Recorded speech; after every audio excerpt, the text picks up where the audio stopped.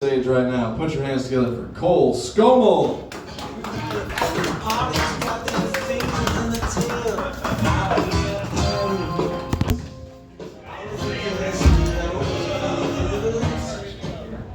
I hear that girls will sometimes give a blowjob to a guy if he's attractive.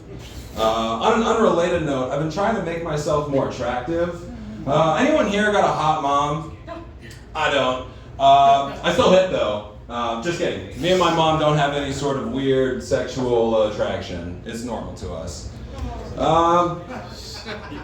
Yeah, it's normal to us. So, I feel like having an attractive parent is the key part of being an attractive person, and it's too bad that my parents are ass ugly. I consider myself an Omaha 6. For reference, an Omaha 6 is a little less than an LA 4 and a little higher than a Philadelphia 10. An LA 4 plus a Philadelphia 10 is around a Miami 9.5, and a Miami 9.5 is exactly equivalent to a New Jersey 28. I one time knew a guy who was a New Jersey 1. You know how ass ugly you gotta be to be a New Jersey 1? A pig counts as a New Jersey 3. And if that pig got a facelift, he'd become an LA 9. I do want to become more attractive though. I hear that cooking can make you more attractive. So it's too bad I suck shit at cooking. Pretty much everything I eat comes from an air fryer. But I've invented a game with eating air fryer food. So I'll put the food in the air fryer and I'll set it for a 12-minute timer. And then I'll run into the bathroom and I'll try and shower before it's done. I'll race the air fryer. But I've been considering retiring this game because last time I played it, I was in the bathroom and I heard the 12-minute timer go off, and I wasn't even halfway done getting the clothes off my big fat body. But bathrooms make me nervous. Urinals are weird too. Whenever I'm in a crowded bathroom, I feel so lucky whenever I get the corner urinal, because then I can see everyone's penis in one fell swoop.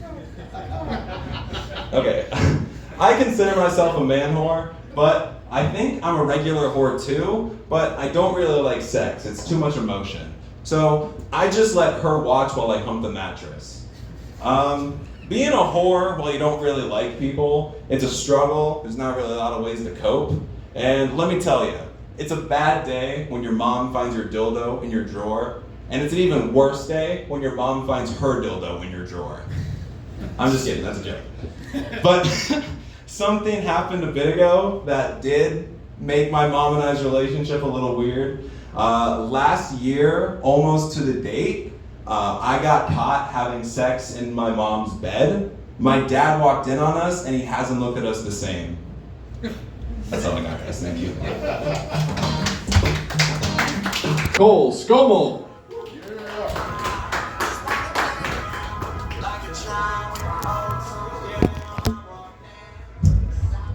Encore. I find it funny that Wes mentioned LGBT and drunk driving, because LGBT is actually very pro drunk driving. They stand for let's get beer tonight. Why is drunk driving even bad? Every time I go buy a 12-pack, they ask for my driver's license. And I think I understand why Wes grew up to be an alcoholic, because no way that the priest who molested him was sober.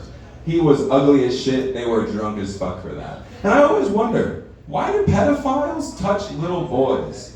You're gonna be a pedophile and you're gonna be gay too?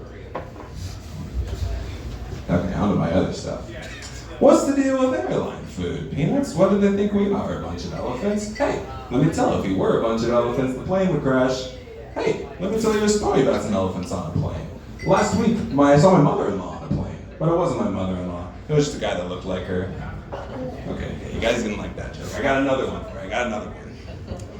So a parrot went through a drive-thru. He was driving the car and he goes to the window. And he says he just copies the exact same order as the people in front of him. And he gets to the window and he gives them money and he leaves. The next day, the parrot goes through the drive-thru. And he goes to the thing, he copies the exact same thing as the people in front of him. And he goes to the window, he gives them money, and he leaves. Now this third day, the parrot goes through the drive-thru and he orders the exact same thing. He copies it from the people in front of him. And when he gets to the window, the people in the restaurant, they look out, and they say to him, "Where are you getting money from?" Oh, okay, you guys didn't like that joke. I got another one for you. So a man was sitting on his porch outside of his house, and he saw this red car drive by, and there was a cat in the driver's seat. And he was like, that's pretty weird. Why is there a cat in a driver's seat? I think there was a man in there too. So the next day, the man was sitting outside of his porch, and he saw that same red car drive by with a dog and a man in it. He says, that's weird. Why is there now a dog and a man in that red car? And so he sits out there the next day, and the same red car drives by, and there's a horse and a man in the car. And he's like, this is the strangest thing ever.